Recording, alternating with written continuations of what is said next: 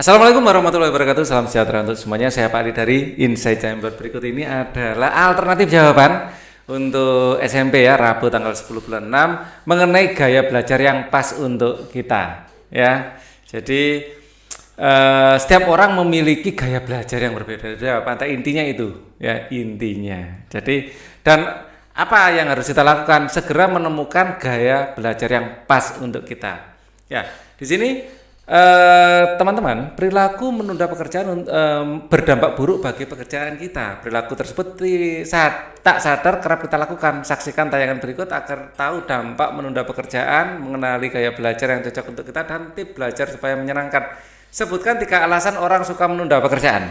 Ya, setiap orang akan memiliki alasan yang berbeda.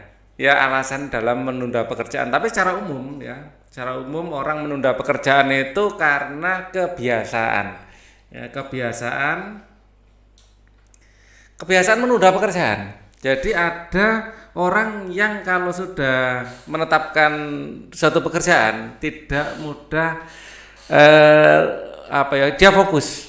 Ya, karena ini kebiasaan bisa dirubah, tapi waktunya lama, harus ada kesungguhan untuk merubahnya. Karena sudah jadi kebiasaan. Yang nomor 2, orang menunda pekerjaan itu karena malas. Ya, jadi istilah anak zaman sekarang itu mager ya, malas gerak. Jadi ini pandemi Covid ini yang membuat kalian harus belajar di rumah, banyak rebahan ya, kaum rebahan ya. Jangan biasakan seharian rebahan terus ya. Biasakan gerakan badan kalian keluar sebentar mendapat sinar matahari, ini akan mencegah dari kemalasan ya.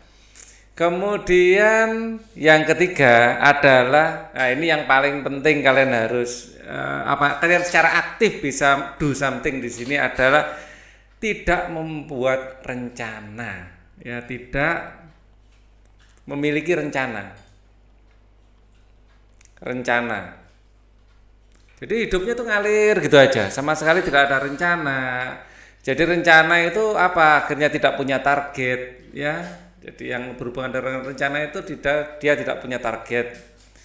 Dia tidak punya target kapan menyelesaikan sesuatu, dia tidak punya target apa yang harus diselesaikan ya. Bisa waktu, bisa pekerjaan ya. Dia ngalir apa yang disukai saja. Ini bahaya. Karena kalau kita tidak punya rencana, efeknya apa? Kita akan kesulitan ya, tidak punya target ya. Di sini saya kasih tidak punya. Ya, tidak punya target ya. Akhirnya kita sulit untuk memutuskan kalau tidak punya rencana. Sulit memutuskan sesuatu. Selain kita sulit memutuskan sesuatu ya, kita sangat memutuskan gini. Misalnya kalian ingin memulai belajar, ternyata ada handphone berdering, dan itu dari teman kalian yang kalian tahu ya, bahwa itu akan berbicara lama dan hanya ngobrol nggak ada ujungnya. Kalian pasti akan sulit memutuskan kalau nggak punya rencana belajar yang kuat. Ya, keputusan di sini menolak panggilan tersebut. Sebentar ya, nanti aja, saya belajar dulu. Ya, atau diangkat sebentar tapi langsung tolong aku belajar dulu, bilang seperti itu, atau terlarut dalam pembicaraan yang nggak ada ujungnya. Ya, nah, sulit memutuskan sesuatu itu karena kita tidak memiliki rencana. Ya, kemudian mudah tergoda untuk melakukan hal lain, hal di luar rencana. Nah ini ya, jadi kenapa ini saya jadikan nomor 3, karena ini yang secara aktif bisa kalian lakukan ya. Jadi kalau malas itu karena tidak disiplin ya. Malas itu satu paket dengan tidak disiplin, atau kebiasaan boleh juga dijadikan dengan kebiasaan aja. Jadi tidak disiplin itu masalah kebiasaan. Ya, disiplin itu macam-macam, disiplin terhadap pekerjaan, disiplin terhadap waktu, ya, macam-macam. Mungkin ada orang yang tidak disiplin terhadap waktu, tapi disiplin pada pekerjaan. Dia capek ya, istirahat. Ya, walaupun bukan jam istirahat, tapi enggak jam istirahat pun dia akan kerja, karena dia disiplin pada pekerjaan, fokus pada pekerjaan, ya, tapi dia juga fokus pada kesehatannya. Jadi kelihatannya waktunya jadi enggak teratur. Ya, musisi biasanya seperti itu, orang-orang bekerja seni biasanya seperti itu, fokus pada menyelesaikan proyek. Kadang-kadang tanpa tidur, kadang-kadang ya sudah deh tidur dulu ya, kalau dia sudah kehilangan fokus. Ya, ini saya lanjutkan lagi ya, sulit memutuskan sesuatu, mudah tergoda untuk melakukan hal di luar rencana. Contohnya, kita mau belajar, kembali masalah belajar ya, tapi kalau kita tidak memiliki rencana atau apa yang jelas dalam belajar, kita tiba-tiba kepingin minum dulu jadi mudah sekali, haus sedikit gitu, pingin minum di kulkas. Nanti di kulkas ada apel, makan dulu apel. Makan apel enaknya sambil duduk. Dia duduk di sofa, terus ada remote, nyalain TV sebentar, ya sudah nggak jadi belajar. Ya, jadi dia akan mudah melakukan. Tapi kalau orang punya rencana yang jelas, harus sedikit nanti aja, yang penting ini tak selesaikan dulu, atau saya fokus selesai dulu, atau memang sebelum belajar siapkan apa yang dibutuhkan. Itu orang yang punya rencana yang jelas.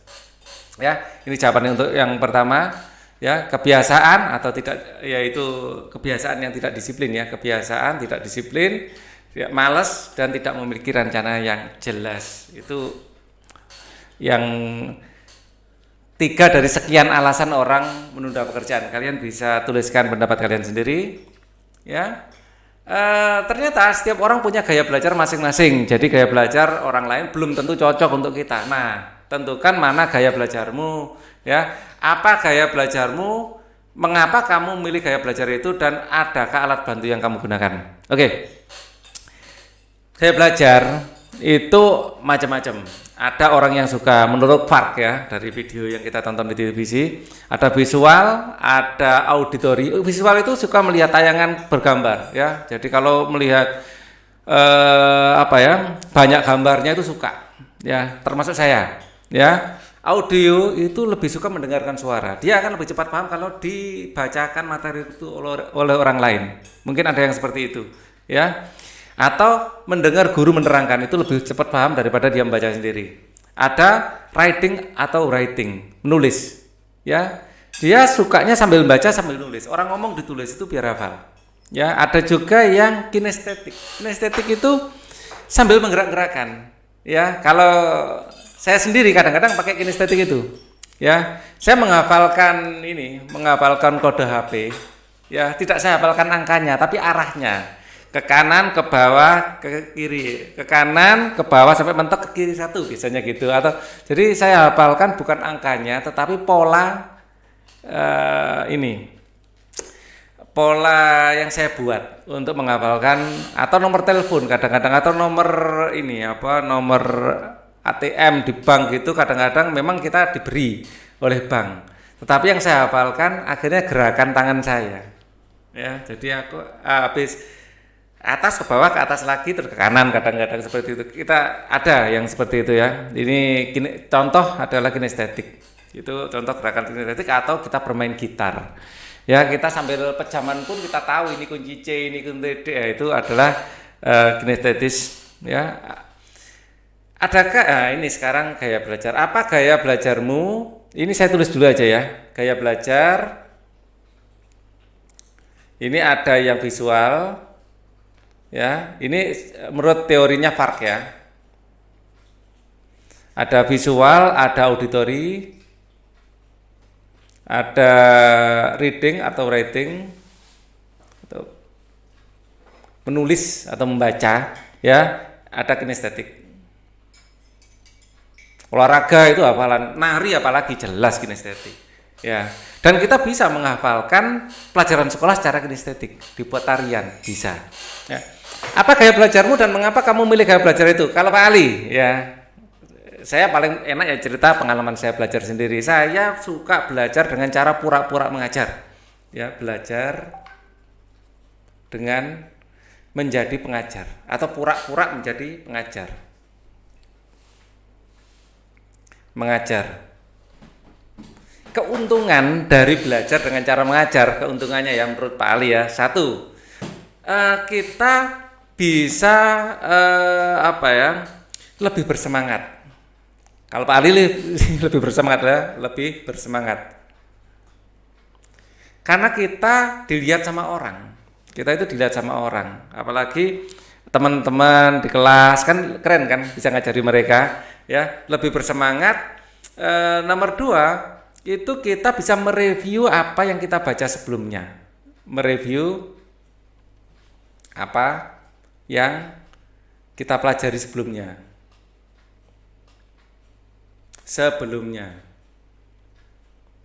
Jadi kita tahu apa yang kita belum tahu. Kadang-kadang kita nggak tahu apa yang kita nggak tahu kan. Jadi dengan mengajarkan orang lain, mereka bertanya, akhirnya oh iya bagian itu aku nggak tahu ya. Akhirnya kita besok pertanyaanmu tak jawab. Janji seperti itu membuat kita termotivasi karena ada janji. Ya, nomor tiga, tidak ngantuk, tidak mengantuk. Artinya lebih bersemangat. Kalian coba ya, bahkan saat nggak ada orang sekalipun, saat di kamar, ini Pak Ali dulu waktu SMP, SMA, saya ngajar ya pada tembok, ini loh tak jelaskan tentang trigonometri, bantal, lampu, jadi kayak orang gila, tapi asik gitu. Coba, itu memang benar-benar saya lakukan, serius, ya. Yang namanya sin demi depan bagi miring. Jadi saya menggunakan seluruh emosi saya menggunakan tangan saya dengan visualisasi saya. Jadi itu membuat suasana belajar itu benar-benar sesuai dengan yang saya inginkan karena saya suka. Sin demi, kosami, tandesa depan sambil gambar. Jadi mungkin gabungan di antara semuanya ini. Kita secara visual gambar, secara suara kita itu ngomong, nggak diem ya, kita juga menulis dan kita juga menggerakkan tubuh kita. Jadi dengan belajar dengan mengajari itu memanfaatkan seluruh potensi yang diberikan oleh FARC. Kita secara visual kita memang menggambar, dan saya suka sekali bikin mind mapping atau memvisualisasikan apa yang saya gambar ya. Sekarang kita belajar tentang pencernaan. Di pencernaan makanan ini akan dikunyah oleh gigi kita, gigi seri akan memotong, gigi taring ini akan mencabik dan gigi geraham menghaluskan. Terus dibantu oleh enzim petialin di sini yang akan mengubah zat tepung menjadi zat gula. Lalu di sini ada epiglotis yang akan menentukan jalannya kemana. Udara di depan, di tenggorokan, kalau makanan di kerongkongan, akhirnya kerongkongan nanti dibawa ke lambung. Di lambung ada proses, di bawahnya lambung ada pankreas. Ini terus, di sini juga ada hati, yang di dalam hati ada kantong empedu yang akan sambil gambar seperti ini, sambil ngomong sendiri. Mbok tembok jelas mbok. Seperti itu. Nah, di sini ada usus halus yang ya seperti sirkuit motor GP ya. Terus di sini ada usus usus buntu ya, bukan usus yang lain. Nah, di sini ada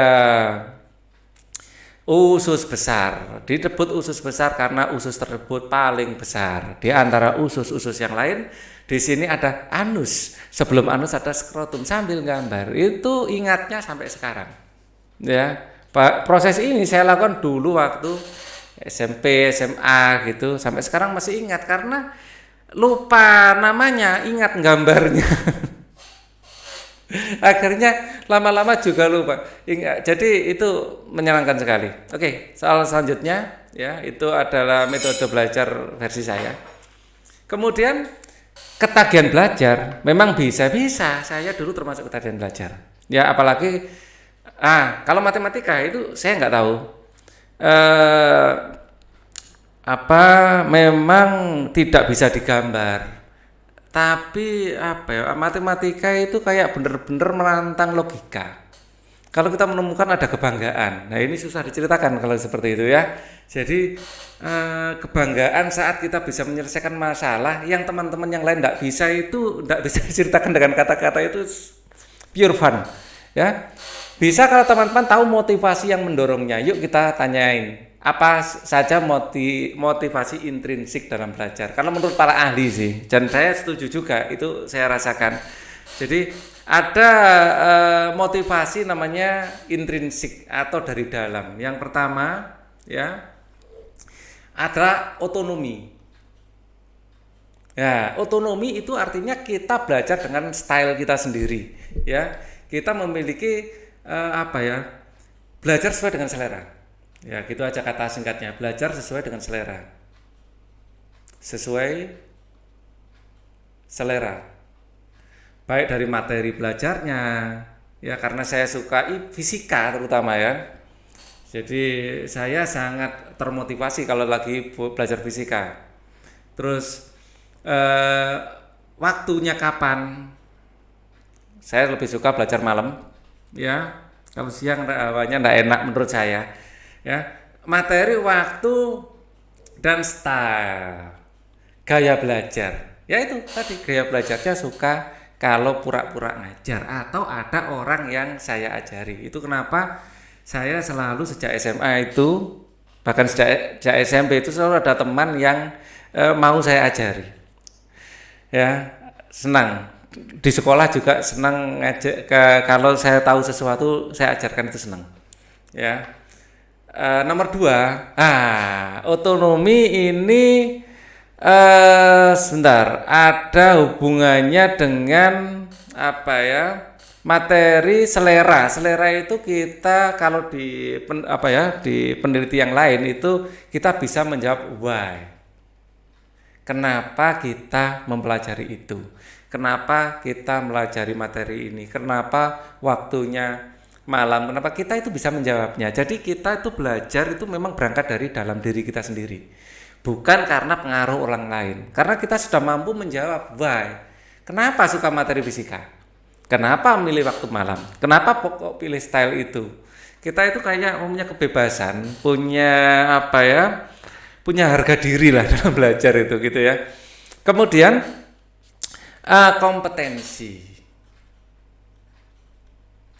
kompetensi ini kita itu suka belajar kalau kita mulai bisa, ya suka karena mulai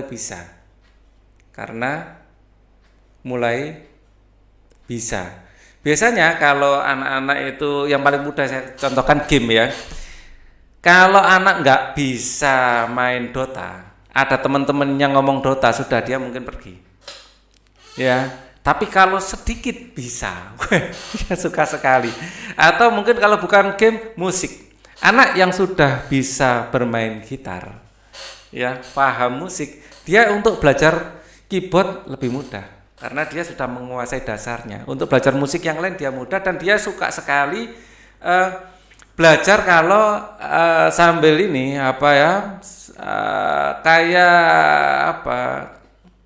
belajar itu ada tujuan yang jelas gitu loh. Jadi misalnya mau ada turnamen atau mau ada show. Jadi karena kita merasa kompeten di situ dan kita ada tantangan untuk selalu melampaui kemampuan kita, selalu untuk melihat perkembangan kita itu kita happy dengan itu. Ya, jadi suka karena mulai bisa, ya, dan kita selalu ingin meningkatkan kebisaan atau keterampilan kita. Yang ketiga, nah ini adalah keterkaitan sosial. Ya, jadi kita akan lebih menyambung musik tadi ya, kita akan lebih semangat belajar musik misalnya kita ditemani sama teman-teman yang sama-sama pandai gitar, ya sesama gitaris misalnya, ya. Jadi saya biasanya suka misalnya lagu rock, ada teman yang bisa keroncong, kita jadi termotivasi gimana sih patternnya keroncong itu, bassnya patternnya gimana, itu karena kita tadi kompetensinya ada, terus kita ketemu sama orang yang memiliki ketertarikan yang sama, itu membuat tertarik, ya. Misalnya Dota, kita biasa pakai hero Agi, ketemu sama anak yang suka hero intelijen, Nah itu kita pasti ada unsur kepo, ada unsur apa ya, belajar itu lebih semangat karena ditemani atau kita di lingkungan yang pas. Ya, lagi misalnya belajar matematika, karena belajar matematika ketemu sama penggemar matematika, kita pasti nyari-nyari ada masalah apa lagi yang belum kita selesaikan gitu ya. Jadi itu motivasi intrinsik yang bisa kita dapatkan. Ya, tapi tetap motivasi intrinsik itu dari dalam ya. Jadi sosial pun kelihatan dari luar tapi apa ya, kayak ada greget gitu loh, nambah greget. Jadi greget itu tetap dari dalam. Kemudian habis. Ya sudah, ini aja yang bisa saya sampaikan di kesempatan ini. Kita akan ketemu di kesempatan yang lain, di video pembahasan yang lain. Thank you for watching. Wassalamualaikum warahmatullahi wabarakatuh.